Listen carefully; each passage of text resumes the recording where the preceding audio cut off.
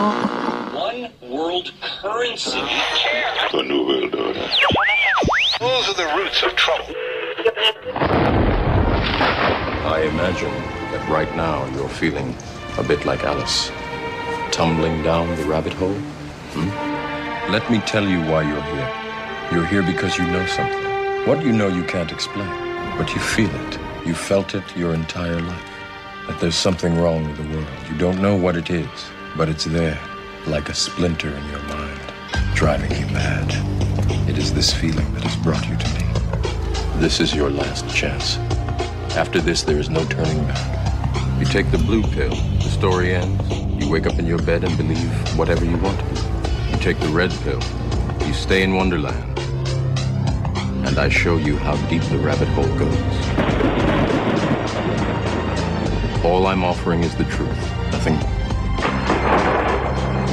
For we are opposed around the world by a monolithic and ruthless conspiracy that relies primarily on covert means for expanding its sphere of influence, on infiltration instead of invasion, on subversion instead of elections, on intimidation instead of free choice, on guerrillas by night instead of armies by day. It is a system which has conscripted vast human and material resources into the building of a tightly knit, highly efficient machine that combines military, diplomatic, intelligence, economic, scientific, and political operations. Its preparations are concealed, not published. Its mistakes are buried, not headlined. Its dissenters are silenced, not praised. No expenditure is questioned, no rumor is printed, no secret is revealed. I am asking your help in the tremendous task of informing and alerting the American people. And now, welcome to another episode of Down the Rabbit Hole. Here's your host from federaljack.com. It's Popeye. Ladies and gentlemen, welcome to tonight's live edition. It is April 13th, 2012. Yes, April 13th. And it is a Friday. That means it's Friday the 13th. I'm sure somebody's having a bad day somewhere and blaming it on this. I saw a lot of that actually today. I saw a lot of car accidents today because people couldn't drive in the rain. And I know of at least one person that did blame the day for it rather than their own stupidity of slamming on the brakes because it started raining. Because that would be, it's more convenient to blame other things. But I don't want to digress. Anyway, welcome to the show. Yes, I'm back. I hope you all enjoyed the special broadcast I put together for Wednesday while I was speaking up at FAU. And I had a really great time up there. It was cool. There was about, I think, 15 people in the class. It's a night school class. And the age range was awesome. It was from 19 to the oldest lady. I think she was in her mid-60s. And everybody was pretty much awake. It was really cool. I don't have the audio ready yet because I just haven't had a chance to pull the video even off the camera yet and even look at it. I've been so busy. But I'll play it for you guys sometime next week, probably next week Friday, only because the next couple days are going to be super, super busy. Tonight's show, like I said, I just haven't pulled it off yet. And I got my buddy, my good friend and fellow host from the network here on with me, Mr. Joe Joseph. Joe, say hello. Hello. So we got a busy day, tonight planned. And Sunday is the 100-year anniversary of the Titanic. Steve Stars is coming on. We're going to be blowing your mind with some new information and stuff that we've found since last year. I love Steve, man. Yeah, Steve rocks. Steve is a good guy and a fantastic researcher. So, I mean, he knows his stuff. Yes, he does. He knows. One of his specialties is the Jesuits and their connections to many different things. And then it was funny because Steve and I kind of looked into the Titanic thing separately. And then last year we had randomly just decided to do the show about it. And within like 2 weeks of, researching together and working like as a team, we had already uncovered a lot of stuff on our own, but working together, we were just way more efficient. And that's when it really spawned me and Steve doing a lot of these shows where we try to take historical events and put them into the true context of things so people can understand how everything connects to one another. So we're doing that on Sunday. And then next week, Wednesday, I got James Lane and Holland Van den Nieuwenhof coming back on because Thursday is the anniversary of the Oklahoma City bombing. So Wednesday, they're going to be coming on and talking about street actions that they have planned, things like that, upcoming events. We'll go over the movie itself, evidence and stuff. So they're going to be on for 2 hours. So I have just a super jammed week for you guys. So I won't be able to play the audio from the college thing until probably like next Friday. But I will get it for you. And also, I finished editing my final interview with Judith that I did right before Christmas of 2011. It was over 6 hours, so I had to, edit it down and then cut it up so I could give it to Jimmy when we're going to air it and stuff. Hopefully, the second week of May, I'm going to air that for you. So it'll be, I think, a full 3 episodes it's going to take to air the entire thing, Joe. It's so long. Well, I remember that vividly because I was like, are you done yet? Are you done yet? Yeah, we had to do a podcast that night, and you were waiting for me, and you kept hitting me up like every hour, dude. Are you still? And I was like, yeah, man, almost. I'm almost done. Yeah, we got about 5 more minutes. Yeah, 5 hours later. It was a great interview. Longest one she ever did. So that'll be coming out too. So I've just been super busy. That's why I have not had a chance to pull the audio. But the class was cool. They were all very smart. Everybody there really wanted to. Everybody they wanted to learn, and I got to tell you what, their professor, I got to give him credit, James Tracy. Jim's a hell of a guy because I've never met a college professor that would put his ass on the line for actually creating a course called conspiracy, or I think it's called The Culture of Conspiracy. Oh man, that's fantastic. And it's all, dude, he screens A Noble Lie, all these movies. He had the class before he did this one, he had I think it was like 6 months ago, he had a different class, and that spawned into what this class that he created, and it's already on the schedule for next semester. But he had Michael Murphy from What in the World Are They Spraying come down. Mike's been on my show numerous times, and that's actually when I got a chance to meet Mike in person for the first time, and Jim brought him down. And there's actually, the college has a certain amount of money that they can put forward to fly the person out and bring them down. And he's trying to look into doing that next semester with the guys from A Noble Lie. And I've never seen a professor do this. I'm just blown away by this guy. So I want to give him credit where credit is due. I know he listens to the archives when he can. He listens to the show live. I want to give him credit where credit is due. Professor James Tracy over at FAU, you are like the teacher of the year, okay? This guy is just awesome. And he's doing his best to try to wake people up, and he turned it into a class. Now, it's not a major. It's a, what do you call it? It's an elective, right? Yeah, an elective. Yeah. But now, how many people were in the class? Like I said, I think it was like about 19 people, like 15 or 19 people, I think, total, something like that. Okay. I'd have to go back and look at the video and count the heads. But there was, it was for a night class, a class that, goes from it's pretty decent. 10. Pretty decent size. And, I had an hour to speak. I spoke from 9 to 10.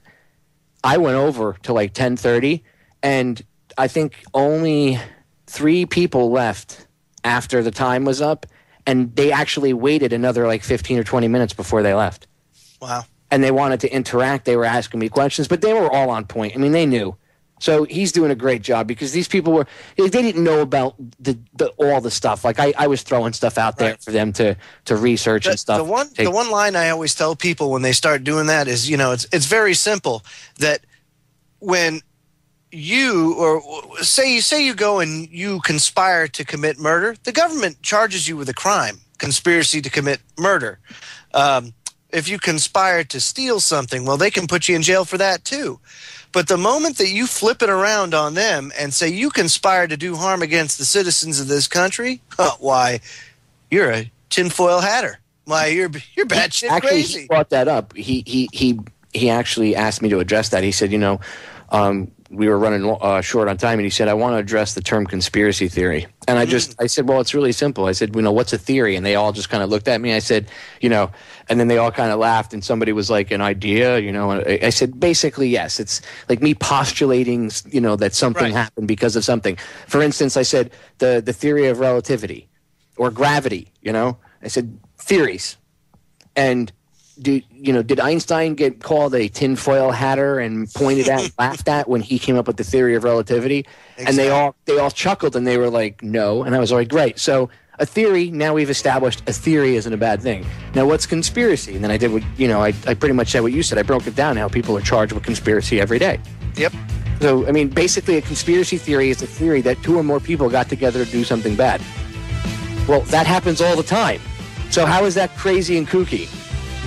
It's called word magic, ladies and gentlemen. And people buy into it every day. All right, we're going to break. Stay tuned. We'll be right back. Don't go anywhere. Ladies and gentlemen, we're back. Yes, we are. All right. I want to get into something.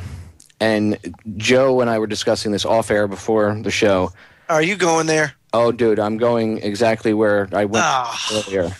You heard me. I did. Pissed, right? Yeah. But it's justified, right? Yeah. Yeah. What I'm about to show them is a little just completely. It's actually a great example of what Joe talks about at his show, what I've talked about here, what we've both talked about together, separately. How they use fear to control us. It's total sensationalism. I mean, porn on a grandiose scale, and you know why they're doing it. It's like we all say, it's conditioning. That's what they want. They want people to be afraid of a faceless enemy. So enjoy this wonderful clip that Popeye's about to play for you. It's disgusting. I'm going to play it and I'm going to stop it. Okay, this is MSNBC yesterday. I saw this. I stumbled across this today because, like I said, I've been super busy this past week doing interviews, the college, doing all this other stuff, cutting audio. So I come across this today when I finally get a chance to get caught up on, going through the videos. I subscribe to the channels on YouTube, going through, and I go to Mox News' channel. And I stumble across this little ditty from yesterday. Apparently, I'm doing air quotes when I say this, there was a bomb threat or a suspicious package down in the financial district down in New York. Dun, dun, dun. Yeah, dun, dun, dun. Wall Street, World Trade Center, dun, dun, dun. 9/11 fear-mongering, dun, dun, dun. So apparently somebody must have ordered, who knows, somebody probably ordered one of those, complaint department things where it's a fake hand grenade and it says take a number. Yeah. Somebody probably ordered one of those. And probably made of chocolate. It could have been a friggin' Easter chocolate grenade, exactly, soldier or something. Who knows? It was probably a chocolate egg. Idiots. That's what I'm saying. Well, dude, this is what I mean. I mean, they just overreact, right? And it's better to be safe than sorry. No, it's like not. That bad high school rumor, that starts off with, oh man, Popeye's home with the flu, And by the time it gets to the 10th person, is Popeye's got full-blown AIDS and he's on his deathbed. Don't laugh. When I was growing up, when I was a kid, that kind of stuff happened, dude. When I went back home after being in the military and being gone for a couple years, I came back and people were like, "Oh my God, I heard he had cancer and I heard he had this." And I was just like, "No, I'm still alive." Exactly. So I mean, it could be that too. I mean, let's not demonize the NYPD. I'm not demonizing them. They do a perfectly fine job on their own. They don't need my help. Yes, they do.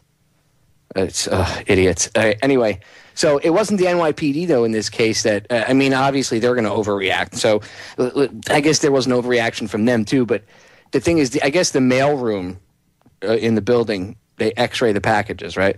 Yeah. So they X-ray the box, and I guess they see this grenade in there. So all of a sudden, dun, dun, dun, it's all over the news, right? So Mox puts up the video footage from CNN and MSNBC. Now, I chose MSNBC's because it's more telling. CNN's, they just got caught with their pants down. The reporter wasn't there. She's doing a report from inside the van on her cell phone, and every time the idiot pundit on TV would say to her, "Hey, what do you see going on?" or what did they say about this? She has to respond to her with, "I'm not there yet. I'm not there yet." So CNN's trying to do this live breaking coverage with a reporter who's not even on scene. Mm-hmm. So that's one, but that was a joke. The reason I want to play MSNBC's is because of I'm going to expose the fear porn that I call it, because this just sent me over the goddamn edge when I heard this. Okay, when I was watching this, I flipped out. I lost it. Because I'm tired of this crap. And this is what they feed people on, and I'm tired of it. So if I can break it apart and rip it apart for you guys and show you how much crap it is, okay, then it'll be like lifting the veil off your eyes, and I hope it helps. I really do. Hey, I got my popcorn and soda ready here, and I'm ready. I want to hear you tear it to shreds. And by the way, MSNBC conveniently had a panel of people to discuss this, including the vice mayor of New York. Fantastic. Who just happens to be available for a panel discussion on an incident that's a nothing incident. And listen to how listen, I'll play it. We are going to update you on some breaking news right now. Police say there is a suspicious package at 2 World Financial Center in Lower Manhattan. They say the building was evacuated as a precaution. Dun, dun, dun. Howard Wolfson, Deputy Mayor of New York City. Do you have any intel you can share with us? Alex, police are investigating. That's what it was, Deputy Mayor. Yeah, did you hear also? Do you have any intel? Yeah. Do you have any intel? First of all, what's the Deputy Mayor doing there available for comment on this already? But do you hear what she's saying? She says it like, do you have any intel? Like, it's like, this is already, it's almost like militarized news.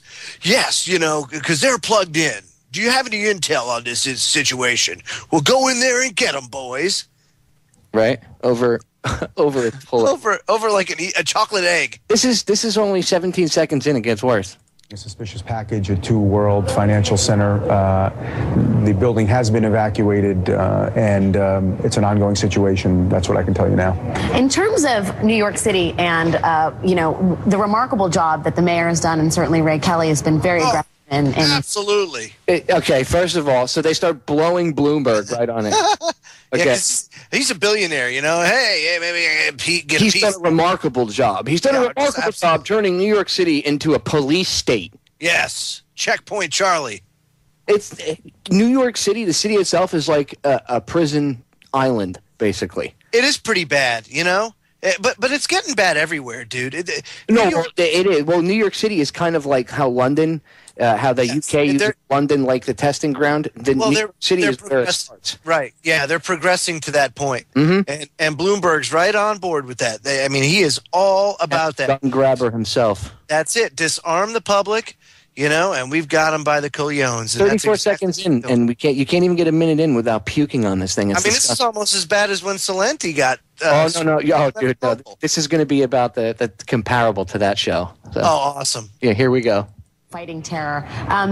It's almost like, as New Yorkers, actually, I think I'm the only New Yorker on this panel. Is there concern? I mean, there is concern that we get. Oh, sorry, beyond you, obviously. Sorry, the bug dies. What are you talking about, Alex? Howard, there is the sense that we sometimes get lulled into a sense of false security, and moments like this are notable insofar as, Oh, Jesus. I don't know, man. I'll tell you what. Yes, you just said, regardless of the outcome, it's a reminder of the fact. And what she's trying to say is, regardless of whether or not this is a real threat or it's promulgated, meaning it's fake, it's bullshit. Manufactured. Yeah, whether it's real or not, it doesn't matter. This serves as a good reminder why we need cops with machine guns all over the place and drones flying around. We need to be forever vigilant. And please tell on your neighbor. Do that. Say something. He is enemy. That's right. And that's what it is. You remember there was a time when, your neighbor moved in or something like that. And, they exchanged like housewarming presents or whatever. Or, hey, have a little get together. You don't do that anymore. I mean, you're looking at your neighbor through the blinds. What are they doing now? Somebody told me the other day, I forget who it was. Somebody I know, they had just moved in somewhere. I can't remember where they had moved in. Anyway, they had moved into like an older community, and they couldn't get past the fact that their neighbors around them were older, and rather than the neighbors looking through the blinds at them, they were bringing them pies and stuff and talking to them, and they were just completely shocked because they had assumed that the older people would have been like looking out the window at them with binoculars and stuff, and spying on them, And they weren't. These people were nice. They were very. They were friendly. They weren't standoffish like that. So, I was actually surprised myself because I was like, wow, they still do that. I was surprised they didn't send a SWAT team with the pie. All right, we're going to break, ladies and gentlemen. Stay tuned. We'll be right back. All right, we're going to get back into this clip because I just want to tear it apart. So, oh yeah, fantastic. Joe, Keep it get your popcorn and your. Keep it rolling there, my friend. Yes, here we go. Police here do never get lulled into a false sense of security. I was over actually at Police Plaza this morning for a meeting. Was in a room with banks of TVs and monitors all over the city. This is a police department that is extremely well trained, extremely well responsive. These kinds of incidents. We know that New York is a top terror threat. Not saying that's at all what this is, but we know that there are threats that New York. We're not saying that's what this is. But we're going to use this opportunity to try to scare the shit out of you as much as we possibly can, even though it's probably nothing real. You know what that reminds me of, dude? It reminds me of that saying, I'm not saying, I'm just saying. That's exactly what he's saying. I'm not saying, Joe. I'm just saying. You know what I'm saying? I'm not saying, I'm just saying. Talking out of both sides of their mouth. Oh, yeah, it's horrible. What did they call it in 1984? News speak? No, newspeak. Oh, newspeak. That's what it was. Newspeak. They talk out of both sides of their mouth. Unbelievable. We're not saying that this is terrorist related, but we want to scare you and freak you out. We want you to put off that fear vibe so we can control you, because you have to be afraid. Be afraid. Be afraid. This is fear porn. Brought to you by MSNBC, a GE company. Faces. We obviously have a crime situation that we face as well. New York City is a very, very safe city, but we work really hard to keep it that way. And we have a lot of law enforcement that are dedicated to dealing with these kinds of threats on an ongoing basis, and they do an extraordinary job. Do you think because New York City has been so effective thus far at holding off any sort of significant terror threat, that the networks have gotten more sophisticated? Have you, I mean, anecdotally? Why are they bringing up terror? Why are they even? You see how they're going? They're not even. Was this just somebody ordering something and yeah, or it was a stupid joke, bro? They had this whole panel. It wasn't even a joke. It was somebody, whatever. It was a toy grenade, whatever the case may be. They're not even covering the story. They've gone down the path of, whether or not this is a terrorist attack. Haven't these terrorist cells gotten very sophisticated? They're keeping the subject, the topic. They're keeping on the topic of terrorism. They're right on the talking point. That's it. Fear. Yep. You hear that beat in the background? Fear. Be afraid. Be afraid. Be afraid. It's all bullshit, ladies and gentlemen. Do not be afraid. Do not buy into this crap. No. It is. That's why I'm doing this, to show you that you shouldn't be afraid. This is ridiculous. Fear porn. Again, brought to you by MSNBC. GE, one of the biggest contractors in the military-industrial complex, bringing you fear porn. Is there anything you can share with us? I'm sure this is true. The federal government faces this challenge significantly. Terrorists are always improvising. They're always watching what we do. And yeah. Yeah, that's right. And so are we, because this is what we do, we're considered terrorists to them. And this is how they're going to market it, dude. This is how they're going to market it to everybody. So, just in their speak, you can see how terrorists they paint it with such a broad brush. Think about this, Joe. Why is the deputy mayor, Howard Wolfson, why is he on this panel? It's something in a box which didn't even turn out to be anything. It's a toy. And that's that's the best part, because I'm going to play the whole clip, and at the very end they come back with a break. We're going to go to break, and then they go to break and they cover other news. They kind of they amp up the fear and then go to something else. And they come back and they go, oh, update, it was just a toy. Thank you, ladies and gentlemen. Have a nice afternoon. And then that's it. 5 seconds of it was just a toy. And the rest of the, 7.5, almost 8 minute clip is all, be afraid, Bin Laden, terrorists, bombs, Al-Qaeda, underwear bomber. Anything that they could throw in there, terrorism, any little catchphrase that they could throw in there. It gets worse. What they do. And Ray Kelly will say we are always changing our tactics in response to new threats or the kinds of things that we are seeing in internet chat rooms or abroad. There are thousands of police officers in this city alone who are dedicated to dealing with terror threats. Again, not saying that's what this is. You've asked me the question. And again, this isn't a terror threat, but we're going to spend 7.5 minutes talking about how this isn't a terror threat, yet we're going to tell you, be afraid, be afraid, be afraid. There's terrorists out there that want to get you. They're in your sock drawer. They're in the closet. They're hiding under your bed. Ooh, be very afraid. When you take a shower, terrorists are under your sink. When you're out in your backyard playing catch with your son, there's terrorists. Yeah, that's right. I mean, it's Meanwhile, but there really are, dude. But there really are terrorists out there. No, there are bad guys. But it's not who they're saying it is. The real terrorists are the ones that just authorized 30,000 drones to fly overhead and watch you. That's the real terrorists. The ones that are taxing us into oblivion. The ones that want to kill you and your family aren't wearing towels on their head. The ones that, soft kill you. Suits. Right, or the ones that want to soft kill you through vaccines and all that crap. Those are the terrorists. Yeah. They strike fear in a lot of people's hearts because of what they do and just the pure. Isn't that what this is right here? I mean, this is considered terrorism, going on and making a huge mountain out of a molehill, along with an elected official here. You have the deputy mayor, or maybe he's not elected, maybe he's appointed, whatever. You have this, he doesn't matter, he's a public official, and he's going on using his public office as, a way to get on this, whatever network. Or, obviously, he didn't try to get on, they just No. on. But again, the whole thing is suspicious, even as a side caveat, as to having a panel of 5 people on there to talk about a non-issue, a toy grenade. You see how they make the big deal out of it? Oh, my God. We live in a society, dude, where a lady goes to the McDonald's drive-thru, orders a hot coffee, spills it on her lap, and sues McDonald's because it's too hot. I mean, that's the country we live in now. And these people that actually live in this world, that judge, first of all, that when I first heard, but that's what it is. I said that judge should have thrown that frigging case out. Oh yeah. But I mean, this case is thrown out. This is a waste of the court's time. And then he should have looked at the attorney that took the case, and he should have disbarred him right there on the spot. Absolutely, and slapped him. And drawn and quartered him, and set his entrails on fire. Everybody wants to call their attorney or call the cops now. Nobody wants to, oh my God, call the police. They'll take care of it. And then when the police show up, usually they exacerbate the situation because they're not coming.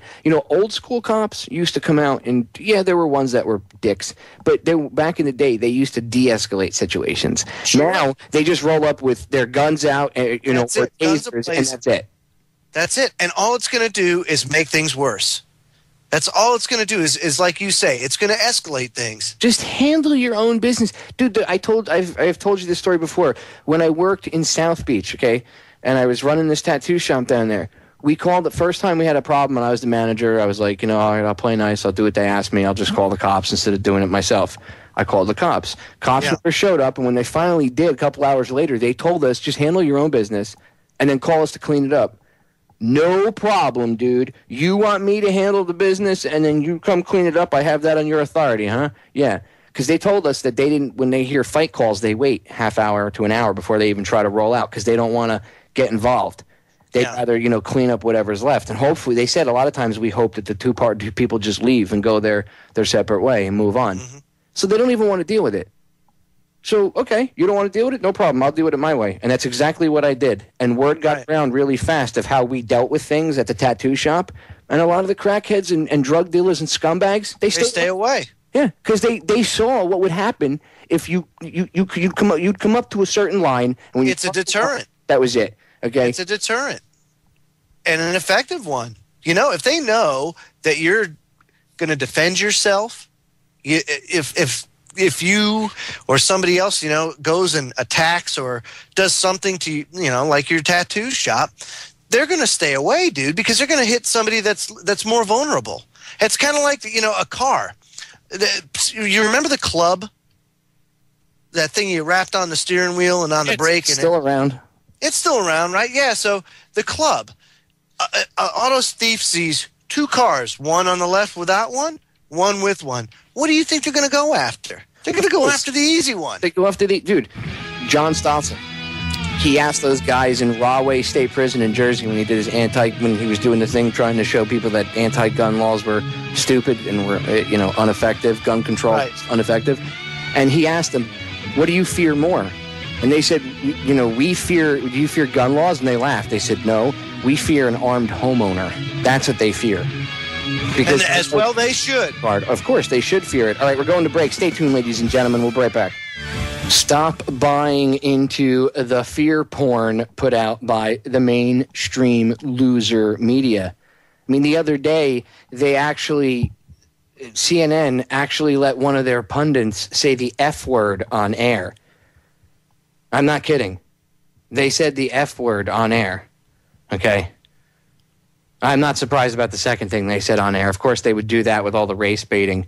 They would do it to piss off the just to get it out there and kind of stir up the pot. Not even to piss anybody off in general. That just kind of adds fuel to the fire. But they actually let their pundit say the F word on television, on live TV. Why would CNN do that? Oh, because they lost half their viewers, that's why. And because mainstream media sucks so bad that they have to resort to letting one of their pundits, one of their reporters talking to one of their little pundits actually swear and say the F word live. Now, you hear me swear and stuff once in a while, and occasionally I've said plenty of times that the F word's one of my favorite words in the entire dictionary. Hey, man, we're sailors. I mean, that's just the way it is. Yes. Sorry. It's a verb, a noun, an adjective. Yeah. It's out. It's just the way it goes. I cut back for the show because, I mean, if we wanted to, Jimmy could, turn off to the AM affiliates and stuff. He could turn off the antenna, and we could go buck wild. But I don't, because I know there are some people that do let their kids listen to the show. So although I say shit sometimes, which is another one of my favorite words, you can say that on air now, really without any problems, depending on the context you use it in. Whereas the F word, you can't. Anyway, I'm digressing. The point is, they are such losers, and their ratings suck so bad because nobody they're resorting to this bull crap anymore. Yeah. I mean, go turn on CNN or MSNBC and tell me what you see all day. Nothing. You see crap. You see pretty much advertisements, video news releases put together by the Pentagon or certain pharmaceutical companies. Let me just throw something in there real quick, And then you go to a place like RT where you have that's where you get like semi-decent news. Did you notice I don't know if you have RT, but when I had Dish Network, I got RT.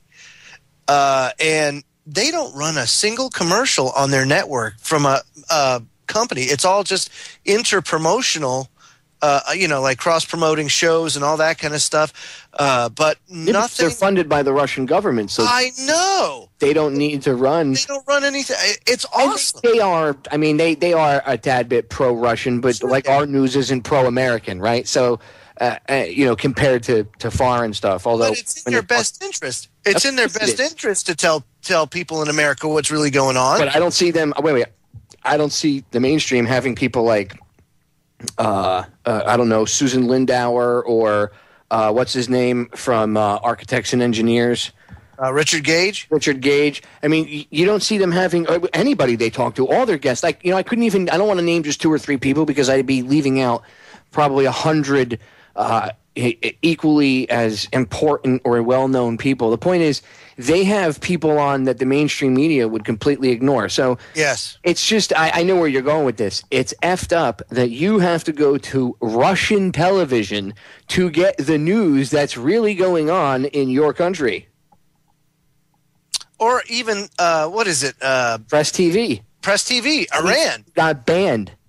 Yeah. Oh, they got banned because they're Iranian and they're showing propaganda, Popeye. No, that's not why they got banned. They got banned because they were showing things like war crime footage during Libya. Oh, you can't have that. And trust me, I know all about that. There was a well-coordinated campaign to take down Federal Jack and Obama's Absolutely. All because we were showing the beheading videos that Al-Qaeda was doing there with our full support, mind you. Al-Qaeda. I mean, just who do these people think we are, man?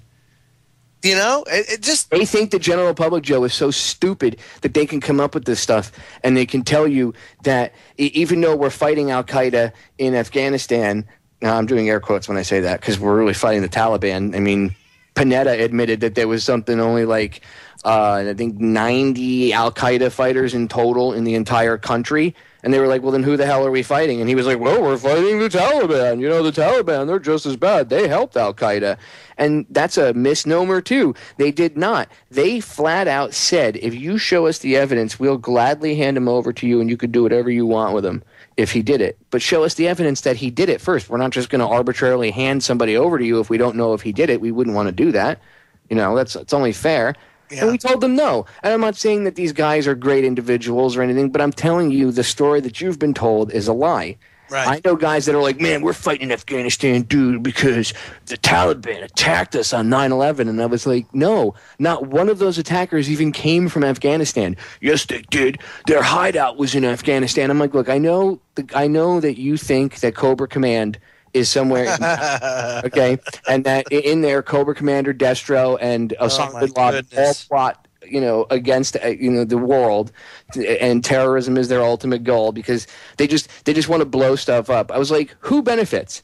You want to think about 9/11 for a second? Who benefits from 9/11, Joe? Certainly not us. People but was it the Afghanis? Was it anybody in a cave or a tent? Well, I mean, over there benefit. I certainly don't think that anybody living in a tent, you know, with flip flops and nothing but sand around them, okay, and maybe a pet goat that they can give them some milk or something. Yeah, I don't think they were sitting around going, well, let's piss off the most powerful military machine. And yeah, no. You know what, dude?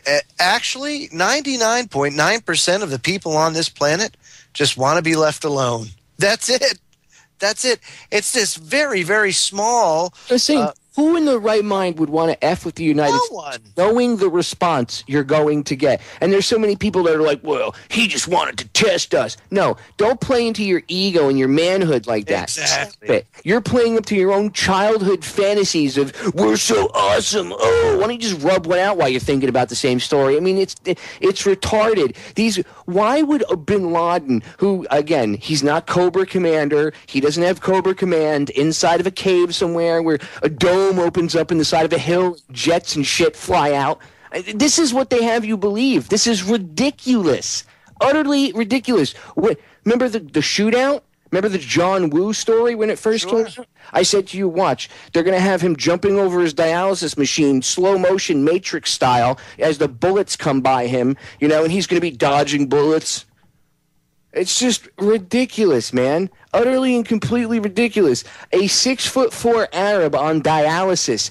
That means he's got a freaking huge dialysis machine, I guess, with a 50-mile-long extension cord or a solar panel attached to the roof, okay?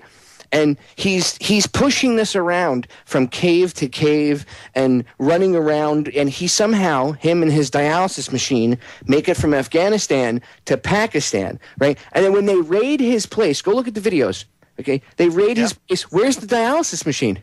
Nowhere. You know, man, the mundane details like that. Come on, Popeye. How about even more mundane details that the power strips that are in the background are American power strips? Yeah, or that the locals power strips in Pakistan, America. The locals saw them trucking the that three-plug system that we. Oh yeah, they don't use that. They use the other one. How are they using that in Pakistan? Because that's what was hanging from the walls. Look at the power strips in the corner. Isn't that interesting? But you know, and also they saw the locals saw them truck that freaking tail section in. Movie set? Anyone? Bueller. SEAL Team 6 dies mysteriously. You know. Yep, I know. Couple, 2 weeks later, and most of the SEALs, if you talk to people, like I know people in the military, Joe knows people in the military. You talk to anybody in the Special Forces community that's close to the SEAL community or in the SEAL community itself, they'll tell you they think that those guys were all whacked. They were whacked. They don't think it was by some Taliban jerk-off who got lucky with an RPG. Right. Look, Ken came on my show not too long after that. He was a side gunner in a Chinook in Vietnam. And he'll tell you, you can't hit those choppers when they're flying that low unless they were sitting still, just hovering, waiting. And when those pilots are trained, when they fly low, they fly fast to avoid small arms fire for that exact reason. And you're going to tell me some lucky jerk-off with an RPG, the most inaccurate piece of shit weapon ever invented. I mean, it's if you want to lob a grenade, but it's inaccurate. You ever watch one fire? They spin around. They have like a little spiral to them. They're kind of zigzaggy. They're not really accurate unless you're so close. It's like one of those little Nerf footballs with the tail section on the end. Jim, you can, once you're comfortable firing one, you can get somewhat accurate with it. Oh yeah, sure, but I mean, not like that, and certainly not at that range. Accurate as one would be led to believe. No, and I mean that's a money shot. Yeah, and they haven't been able to do it again since then. Hey, mundane details again, my friend. You can only get this. You can only pull this off once, and then it's kind of like 9/11, how physics only gets defied on certain days, or when there's an accident and Princess Diana dies, the cameras don't work. Or hey, we happen to be changing the tapes out. Wasn't they doing that in Oklahoma City too? It just happened when the bomb went off, they were changing the tapes out. Yeah. Oh, isn't it? How convenient. What a coincidence, as Tim would say. Yeah. Well, I've told you what you can do. A coincidence. You can grasp it because I don't really believe in it. Nor do I. Things happen for a reason. Either there's an underlying connection that you don't know about, or it's blatant in your face and you just don't want to admit it. Either way, it's there. All right, hour one up, hour two coming up. Joe and I will finish tearing apart the fear porn from MSNBC, and then we'll get into a few other things. Stay tuned. We will be right back. Don't go anywhere. Hoorah! Ladies and gentlemen, we are back with hour number two here on tonight's edition of Down the Rabbit Hole. I am your host, Popeye from FederalJack.com. Riding shotgun with me tonight is my brother from another mother, Mr. Joe Joseph. Yes, here I am. See how I let my jersey come out there at the end? I said butter instead of mother. Butter. I had to throw that in there. I said mutter. Mutter. Yes, when somebody mentioned in the chat earlier, first hour, they said Popeye sounds like he's talking Italian for a minute or something to that effect. That's my inner Jersey that comes out. Even though I've been down in the South for years now, my inner Jersey comes out when I get pissed off. And yeah, I am a little perturbed tonight, ladies and gentlemen, because... Couldn't tell. Yeah, you couldn't tell. I sound very calm and mellow tonight, I know. Yes, you do. I'm a little pissed because the fear porn is just ridiculous. And I'm showing you an example from MSNBC. Joe and I have been tearing it apart. And it shows you how they just blatantly throw it in your face. Now, we've only gotten like 2 minutes and 30 seconds into this, so what I'm going to do is I'm going to let it play a little bit, and then Joe and I can attack it. Instead of giving it 5 seconds of air, I'll let it play so it can finish, and then we can make fun of it. Sounds good. Otherwise, we'll never get finished with it, because it's just that insane. It's like that Planned Opolis video where we couldn't get 30 seconds into it because it was just so insane. Every 2 seconds you had to stop. It's very difficult. Very difficult. Yes. Very well, when they... You'll see. When they just make it so blatantly obvious like this. We take it very seriously, and it is an ongoing struggle to keep up with the kinds of threats that we face. And New York is one of those places that will always be under threat. The NYPD has stopped 14 different terrorist plots since. Okay, show me the evidence, you liar. I had to stop it there. I'm sorry. Show me the evidence, you liar. Show me the evidence to back up the fact that you've, quote-unquote, stopped 14 real plots. And I don't mean things that you and the FBI work together. Since when do they need evidence for anything, dude? Stop 14 terrorist plots. You're a liar, okay? Deputy Mayor, you're a liar. I challenge you to bring out all of the evidence, and I mean in full detail, in triplicate, to the public about these, quote-unquote, 14 terror operations that you stopped. And I don't want to hear, well, the FBI, they caught this guy, with our help, and that includes us, so that's no. That just means that you worked with the FBI to set somebody up, just like they've been doing over the past few years, so that they can have an excuse for everybody to be scared of the boogeyman. Because everybody that's been caught here lately have been infiltrated by the FBI already and had been pushed to that point by the FBI. All of these guys. The underwear bomber, the Abdul Muttalib, the guy that tried lighting his underwear on fire, the stuff that he was trying to light was inert, so it wouldn't have exploded. So who gave him that? Well, it turns out that a State Department employee, he got him on the plane because everybody said, well, in Amsterdam, there's no security. And I called bullshit on that because I've been to Amsterdam multiple times, and I said that's a lie. I've been through Schiphol Airport, and I know for a fact that everybody goes up to the customs agent and one by one answers questions, and they gauge you. They look in your eyes. They look at your body language, okay? And then they stamp your passport and send you on your merry way. Now, I've gone through it. I know. So there is security. And then it came out, yeah, there is security there, but somebody from the State Department got him through the security line with no passport. But I'm supposed to believe that this is some terrorist hell-bent on taking down the United States because we have mini malls and SUVs. I mean, come on. How ridiculous is it? And you know what's even more funny, dude? If they hate us for our freedoms, how come they're not throwing ticker tape parades for us now? Because we don't have any more freedoms. So why are they not out in the street doing the Irish jig? They're winning. I'll tell you what. If I truly believed that it was a terrorist from the Middle East or whatever, they'd be winning if the story was the way that the government sells it to you, because they've totally altered the way of life in this country and have totally given the powers that be the upper hand. And that's what gives you the indication of who's really behind it, who benefits from it. Is it the Muslim community? No, they don't benefit from it. They're vilified. Exactly. The Muslim community itself doesn't benefit from it. Nobody in a tent in a foreign country that has any brown skin of any color benefited from it. Okay, none of these people benefited from it. The only people that I know that benefited from it were like KBR, Halliburton, Dick Cheney, the Bush administration. All these private contractors, military-industrial complex, the banks, people like the Rockefellers and the Rothschild family who follow the money. Yeah, that's who benefited.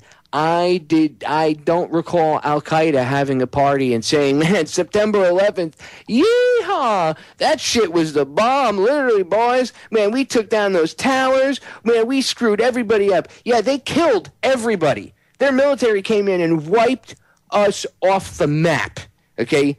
All the original people that were around back in the day are pretty much dead. But hey, it was worth it. Come on, ladies and gentlemen. For real, sit back and think for a second. Who benefits? Who benefits? Does somebody in the Middle East really benefit from pissing off the most powerful military force in the world at the time and saying, hey, man, I dare you to send your Marines in here. Do you really think they want to deal with our Marines? No. Do you really think that? Think about that for a second. Who in their right mind wants to say, go ahead, send in a platoon of Marines. I'm not scared. You don't think these people realize they're going to come carpet bomb the crap out of you? You didn't say that in Arabic. I'm kind of disappointed. You remember the little poll they took a couple years ago? I think it was like 2 years ago of the Afghan men, all the fighting age Afghan men, and they asked them if they showed them pictures of 9/11. Even guys that were in the Afghan military, supposedly on our side, they showed pictures of 9/11 and stuff. They had no idea what it was, Joe. Had no clue. They had no idea that they were attacked by Osama bin Laden and these guys that were housed supposedly in Afghanistan. They had no clue. They don't care about that crap. Guys, they only knew, they just know that there's a foreign invader in their country and that their family and their friends are getting blown up and their countrymen are getting blown up and they're tired of it. So they're standing up and doing something about it. That's what these people are doing. And the mainstream media would have everybody believe that these guys are plotting terror attacks. Well, let me tell you something. If there are people out there that do want to blow things up in the United States, you know what? We've pissed off a lot of them because we've killed their mothers. We've killed their sons. We've killed their wives, their daughters. We are all guilty because we still allow it to happen. Well, Popeye, we don't have any power. See? You're allowing it to happen there. By saying I can't do anything about it, and what am I supposed to do? We have all the power. The people are the ones that wield the power. It's just that you're told a different story. You're sold a bill of goods, but really, they're scared of you. They are trembling in their boots right now because they know that people are waking up at an exponential pace. But the stormtroopers, dude. Yeah. If they were afraid of you, if they thought they were really better than you, and they really believed the shit that they spew out of their mouth at people, okay, then they wouldn't need bodyguards. If they were so big and bad and awesome and above all of us, they wouldn't need bodyguards, would they? You don't see me and Joe walking around with bodyguards, right? No, but that's not the purpose. They do this, through force and everything else to make you submit or be submissive and intimidate the hell out of you. Yeah, well, the more they do things like that, the less intimidated I am, the more irritated I get. It's not working. I don't buy into their fear, and neither should anybody else. Nobody should buy into their fear. They're projecting their fear onto everybody else, Joe, because they are deathly afraid. Deathly afraid. They are so scared right now, it's not even funny. They don't know what to do. They really don't. That's why they're panicking and freaking out and trying to pass bills to take away everybody's rights. Absolutely. And fast, too. I mean, just look at how it's accelerated in the last 6 months. Yeah, and they have to because they're afraid. Because they realize that people are waking up, and what's going to happen is people are going to realize that these douchebags are irrelevant. Yes. Simple as that. There will be no more fear because you're going to realize they're irrelevant. It's going to be like going from the 8-track to CD overnight without even going through cassette tape. Okay? I'm telling you. They are irrelevant, ladies and gentlemen. We're going to break. All right. All right, we're getting back into this clip because we're running out of time and we'll never get the clip played. And you got to hear this. Yeah. I got to be able to expose this. So I'm going to shut up and I'll let it play for a minute. It's 9/11. We've obviously been the victim twice, 9/11 and then in 1993. The terrorists only have to be right once. We have to be right all the time. It's interesting, Alex. I hate that line. Ugh, that's a Bush talking point. That's from his admin. Yeah. The terrorists only have to be right once. We have to be right all the time. So you can't have your rights. How's that right, though? Because if we're right all the time and they're right once, don't we win out because we're right all the time? Again. I don't understand that. That doesn't make any sense. That's a definite Bushism. Yes, both sides of the mouth. As the Indians used to say, they speak with forked tongue. Defense, as great as the New York Police Department has become, the best defense is still citizen awareness, because they can't be everywhere. Citizens have to report to the authorities suspicious things that they see. If we don't do that, we're going to get caught one day, because as great as the New York Police Department is, they can't be everywhere. NBC terrorism analyst Evan Coleman joins us. So, wait a minute, I'll let her play, but see? So, if you don't report your neighbors, if, you think what they're doing is suspicious, although who are you to be the arbiter of what's suspicious and what's not suspicious? Right. Well, apparently they gave you the city gave them the power. Do they offer rewards for that kind of stuff? I don't know. I'm just wondering if they give like a cash incentive to squeal on your neighbor. There is like a crime thing that a tip line or something. I know back in the day used to, if it led to an arrest and a conviction or something, they gave you money for it. But this is part of that See Something, Say Something campaign, which we've already exposed to be a joke. Bob Tuskin and, I can't remember her name right now. JJ's had her on. Janet Flan. Bob and Janet Flan called up DHS, and I recorded it. I sat in the background. Actually, Bob did too. Pretty much it was just Janet Flan. And we were trying to, help her get through the call screeners because she wasn't too good at getting past the call screeners. So we kind of coached her on what to say to get past them. And when she finally got in touch with an FBI agent, pretty much she said, well, I have information that you need to hear about the water supply and how it's vulnerable and blah, blah, blah, blah, blah, which her information was accurate. And she's trying to give him the information. And the guy's like, well, ma'am, and this is the same thing that she was told by the secretary who answered or whoever it was, and what you'll get told when you dial the See Something, Say Something number, they tell you you should call your local authorities first and then they'll contact us. And she's like, but I'm on the phone with you right now, so why shouldn't I call you? This is the See Something, Say Something hotline. And they were like, yeah, but you have to call your local authorities. And she's like, well, then why did I call this number? And I know Jones has done it on his show. Other people have done it as well. I've called I know Bob's called on his show. You call up these numbers and you're like, hello. And they're like, yeah, we can't help you. You pretty much have to call your local police department. So I asked one time to the lady, I said, well, then why do we call you? And she's like, well, the Say Something hotline is an initiative. And I said, but it's an initiative that goes nowhere because what are you taking the initiative to do? Nothing. You answer the phone and tell me to call my local police department. Right. This is a complete waste of time. If this was an emergency, you would have wasted valuable time. I mean, it's a complete farce, but people see it and it looks official and they get scared by it. Okay, back to the clip. On the phone, Evan, thanks for joining us. No problem. Give us a little bit of your analysis of the situation, any information that you may have. Well, it was milk chocolate. Yes, it was milk chocolate. Grenade-like, however, the intricate designs on the side of the chocolate egg, I could see how it would be easily mistaken for a grenade.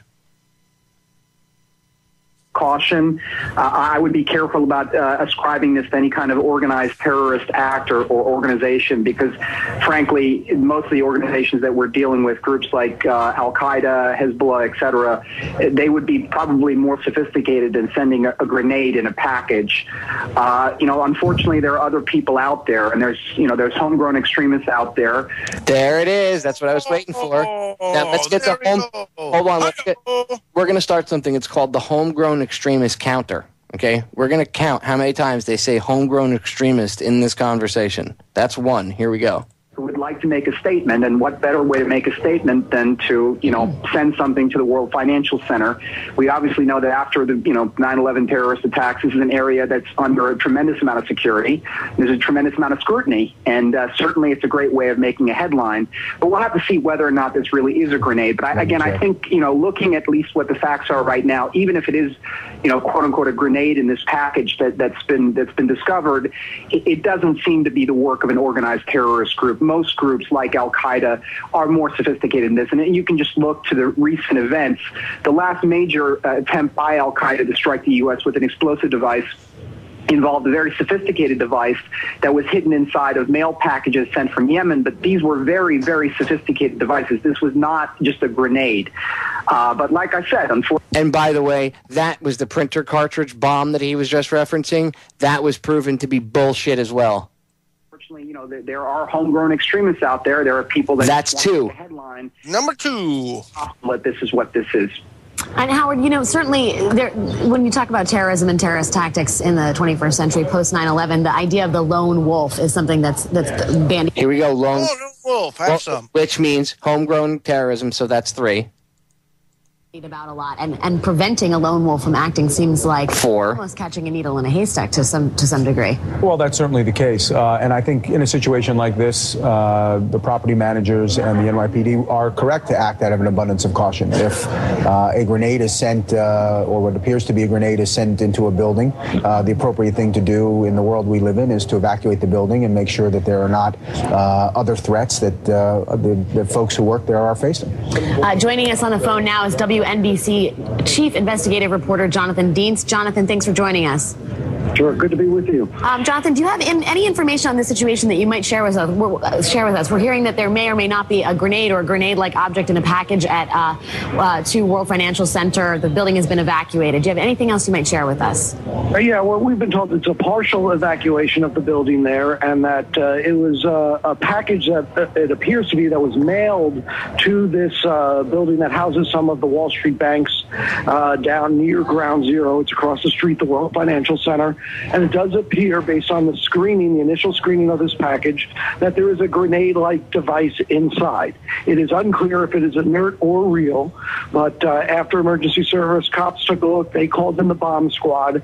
So now the NYPD bomb squad is on scene, carefully going over this package to see whether it's a real device. Right, and they're going to be like, you're all a bunch of douchebags for wasting our time because this thing is not real whatsoever at all.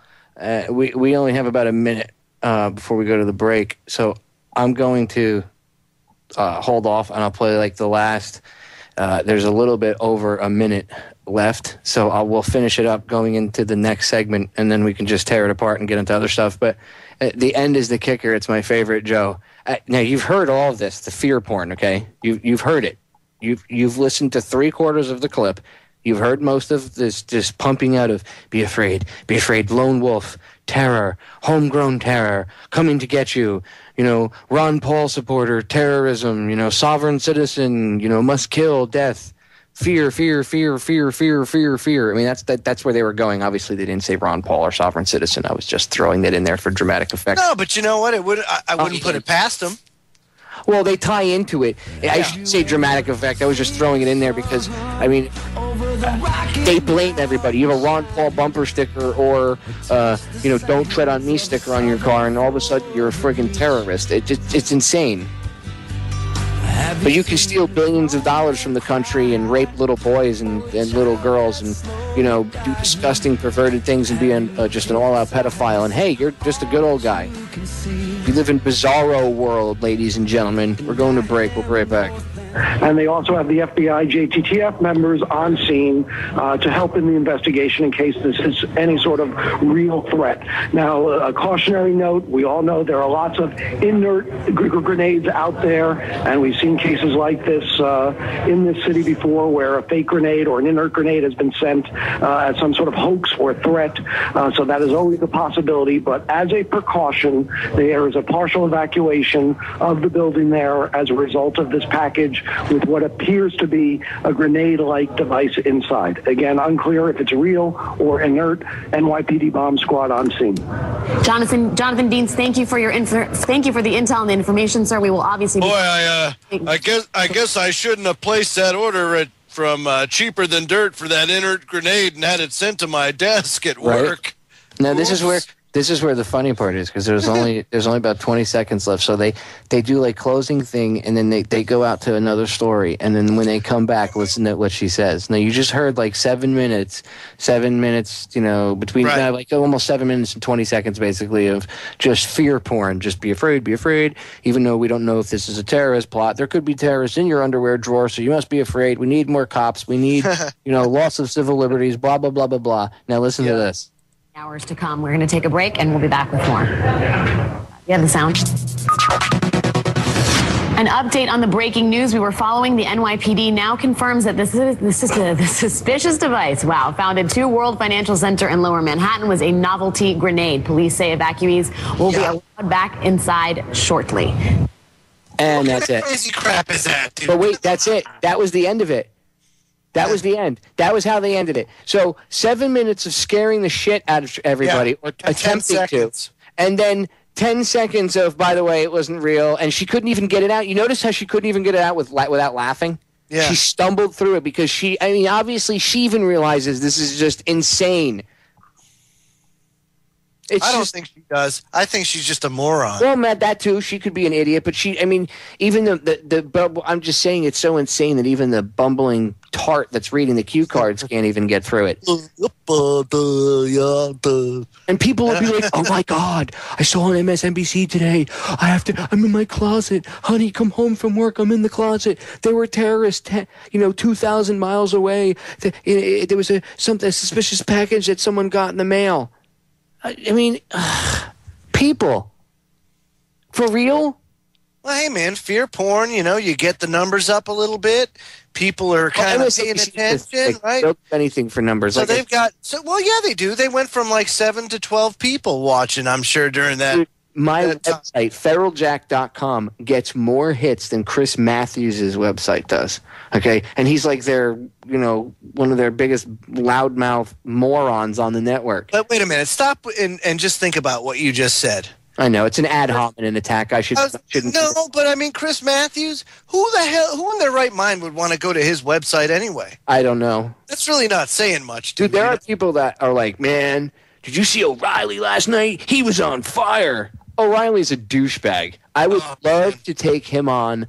I would love it. I would do it on his stage, and I would let that 6'5", 6'6", he's got me by like a foot. I would let him get in my face, and I'd laugh. Okay, he wouldn't intimidate me. I've heard stories, and I've seen the footage of how he gets in people's faces, but people that I know people that have been on there, and I've, through them, I've heard the stories, and I know it's kind of hearsay, but again, when you hear it from the same type of thing from 10 different angles, and you've seen him wig out on video and stuff, you just know he tries to be intimidating. I would love to go on that douchebag show. I'd put my finger up in his face, and I'd be like, look, you Mick bastard, if you don't step off.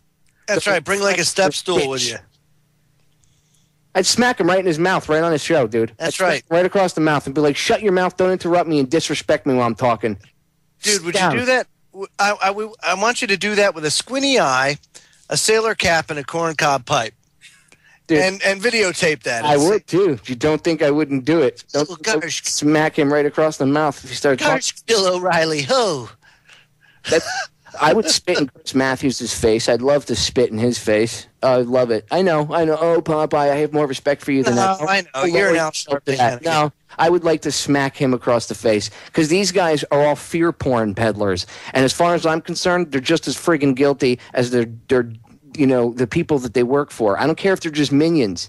Just following orders does not fall, it does not fly with me. It does not fall under the, oh, that's okay, we'll forgive you category. Wrong.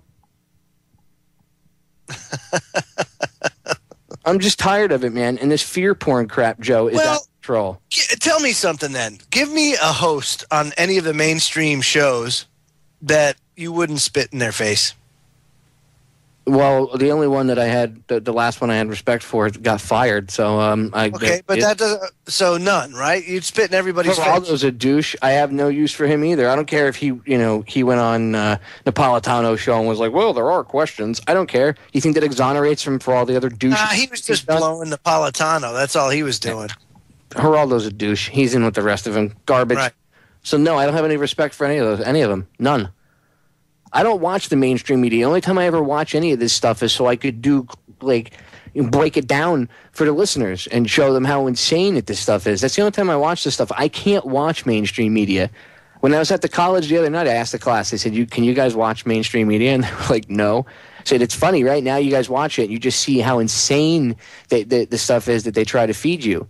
Oh, yeah. But before that, before they were awake, I'm willing to bet that they would have been like, or at least most of them would have been like anybody else and said, yeah, okay, it's on the news. Once you realize, once you understand things as they are and you see reality, you go back and you look at what they try to tell you is reality, and it's absurd. And I mean, now there's not even any thought put into it. 20 years ago, 30 years ago, there was more effort. They think that the general public, and they are right to a certain degree, they think that they're so dumbed down, they know they're so dumbed down, that a majority of the people won't even realize what's right in front of their face. I mean, that's why they don't care anymore, Joe. They just simply don't care. There's not even trying to hide anymore.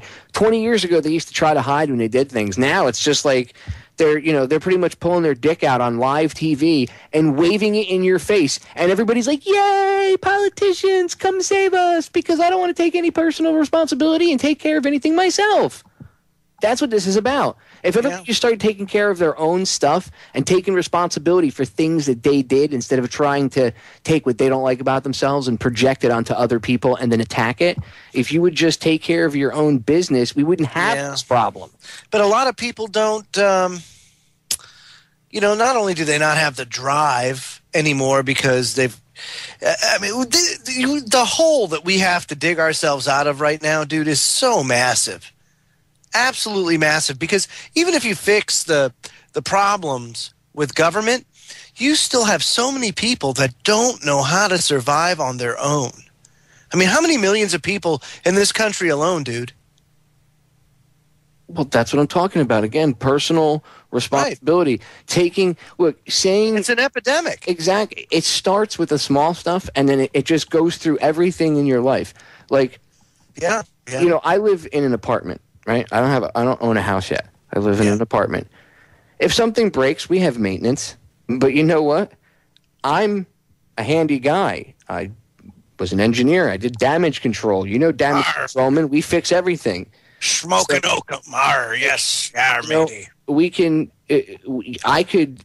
Pretty much repair whatever. Plus, before that, I went to school for diesel mechanics. I was an auto mechanic, so I know what I'm doing. I don't like to wait for other people to come fix my stuff. I have maintenance. I can call them and they'll come, it take like 2 or 3 days. Within 2 or 3 days, they'll come fix it.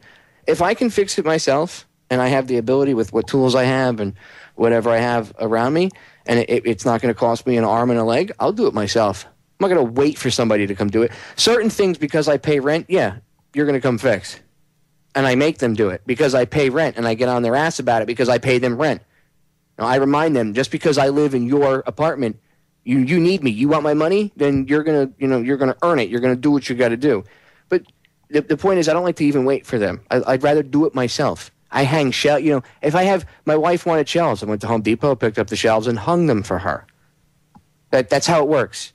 Okay. You know how many guys don't know how to do that, Joe? It blows my mind when I find out. When I used to work, I told you when I used to tow AAA. Guys couldn't change tires. There'd be more women in skirts with their, putting runs in their. Well, that's it, and that's what you get in the population centers. But come on out to the country and show me somebody that can't change a tire out here. Big cities. It's much different. All right, ladies and gentlemen, going to break. Stay tuned. Final segment coming up. Don't go anywhere. Woo! Ladies and gentlemen, we are back. Final segment for this Friday, the 13th episode. April 13th.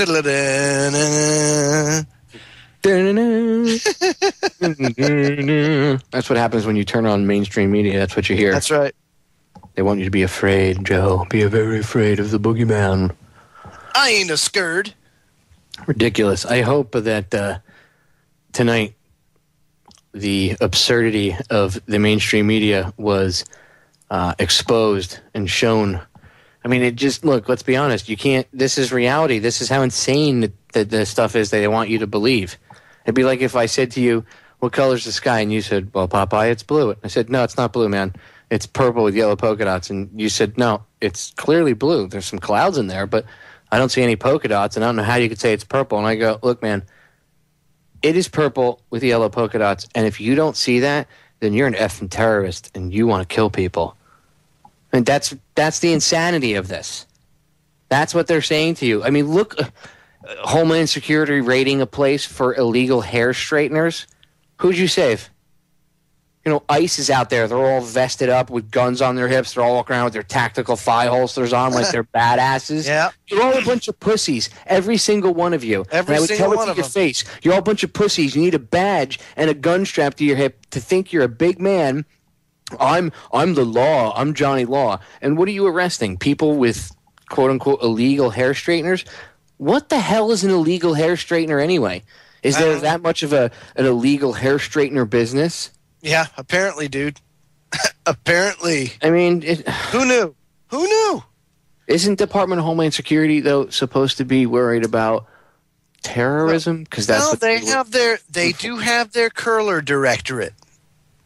Oh, now they have the green police too, Joe. And the green police, yes, to go along with the blue and the purple. Yeah, they can stick their green police right up there, as Ken would say, chocolate whiz wing. Right in the bacon ring. Yeah, there is green police. Who? What are they going to do? Start going around, oh my God, you don't have fluorescent light bulbs in your house, like in that commercial, the Audi commercial. They're arresting the guy because he doesn't have the cancer-causing light bulbs in his. They're like, is this your house with a regular light bulb? He's like, yes. They're like, come with us, sir. Or the guy at the register, he's like, she's like, paper or plastic? And he's like, plastic, I guess.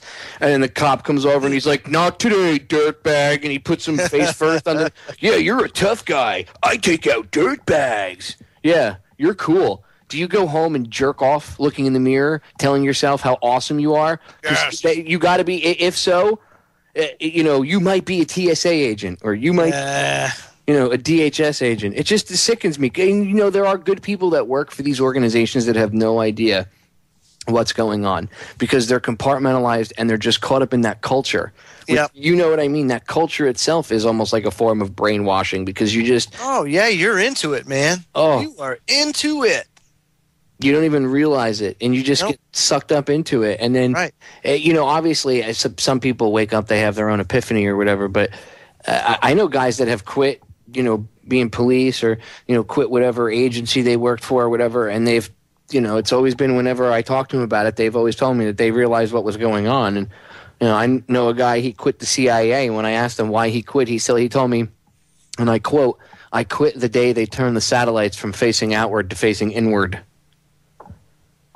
Wow. And then he looked at me and said, "Are you getting what I'm trying to tell you?" And I said, "Oh, I get you. Roger. 10-4. I understand. Better than you could ever even possibly know, dude." There's a lot of people that are awake, but not everybody's bad. But as a whole, look, I compare Homeland Security. That's why I made that logo with the where it looks like there's a swastika behind the Homeland Security emblem. And why did I do that? I did it because they remind me of the SS, of the Schutzstaffel. That's who the Homeland Security reminds me of, and all their little umbrella agencies. They all remind me of, the SS. Or if you want, you can even add the Gestapo to it. Yeah. I mean, people, I don't understand. Well, I do understand. I shouldn't say I don't understand. It's like a term, an expression. I get frustrated, I should say, because it's like you see people that are so intelligent and so smart, and they mean so well, and if they only knew, if they could only comprehend or allow it in, like the amount of good that they could do, and it just frustrating. It's like Bill Cooper said, it's one of the most frustrating things. I think he said, he put it, you don't understand the burden it is that I have to have all this knowledge and to try to get it out to people. And people just, it's like talking to a brick wall. Sometimes they just, dude, I've run into people. I had a conversation via Facebook comment the other day with some guy. He made a comment about 9/11 truthers. I'll use a label, 9/11 truthers. Basically, anybody that says 9/11 was, done other than the way the government says it was. Right. We're all loons. We're all flipping loons, quote unquote. Right. And I said, "Why are we loons?" And he said, "Well, I was in the Navy. I have shipboard firefighting experience, and that they burn. That's the way things burn, and metal burns hot, and blah blah blah blah blah." And I'm like, dude, I kept dropping information, not like being an idiot about it. I was very informative, like typing up, even getting stuff off of Architects and Engineers for 9/11 Truth, dropping links, everything, videos. It couldn't respond with any evidence, only responded with, "Oh, you need help, you're a mental nutcase," and just straight up like one-line ad hominem attacks. So I said, "Look, I challenge you to do the research." And he says, and his response was, "I challenge you to get mental help." So, that's the mental level a lot of these people are at, Joe. They're just, and I said to him, it finally came out. He said, I won't believe I'll never look into it. He said, if I, for 1 minute, had a thought that the government would do something like that, I would research it, but I won't do any research into it because I don't think the government would ever do that. So there you go. He's ending it by telling you, without even doing the research, like, dude, here's evidence. Oh, I don't want to read the evidence. I don't believe the government would do that. He's sticking his head in the sand. He's being willfully ignorant. Right. Because he doesn't want to believe that, because it would rock his belief system too much. Mm-hmm. Pathetic. Utterly pathetic. And it's sad. It's very sad. You'd rather watch some bullshit that the mainstream media would pump out, whether it's news or, what they call news, video news releases, or Dancing with the Stars or The Biggest Loser or whatever other, brain-deadening show that they're going to broadcast this week. And you'd rather watch that than actually hear somebody come across and give you real, honest information. It amazes me how people would rather live in their fantasy delusional world than find out the truth because it rocks their world too much. How selfish of you. How selfish of you. How ignorant. That is so selfish and ignorant and arrogant. I have no respect for any of you that do that. None. Letting little kids die every day because you refuse to believe it. Get over yourself. You make me sick. Disgusting, pathetic excuse for a man. So pissed off. And it's not directed at one individual. I should rephrase that. Disgusting excuse for humans. Because I don't want to just label one person or narrow it down to one person. People shouldn't believe and try to defend a government that you don't even have any knowledge about what they've done. I tried to say to this guy, I was like, look, dude, the highest form of ignorance is to dismiss something you have absolutely no idea about. Didn't want to hear it. This one guy kept attacking me. Now, other people disagreed with me, but they were respectful about it. And I totally respected, their opinion. But this one person had to be a disrespectful putz because his best argument back was an ad hominem attack. Logical fallacy because he didn't have an argument. And that's what happens. So I decided to chastise him for the last few seconds. But it's not again, it's not just him. It's everybody that takes that attitude. How dare any of you sit back while these innocent kids get blown to smithereens and killed, and nobody does anything about it? But you want to act like holy roly Christians or whatever other freaking religion you're part of. It's all bullshit. Oh, I go to church on Sunday, so all my sins are absolved. Bullshit. Karma is an MFer, and you're going to have to pay one day for letting this stuff go on if you knew about it and decided not to do anything. Willful ignorance is horrible, okay? And karma is a bitch. Biatch. I'm just fired up tonight. All right, we got about a minute left. Ladies and gentlemen, if you ever want to contact me, feel free. Contact DTRH. Contact Delta Tango Romeo Hotel at yahoo.com. Contact DTRH at yahoo.com. Don't forget to tune in Sunday. Steve Stars and I are doing a Titanic special, 100-year anniversary.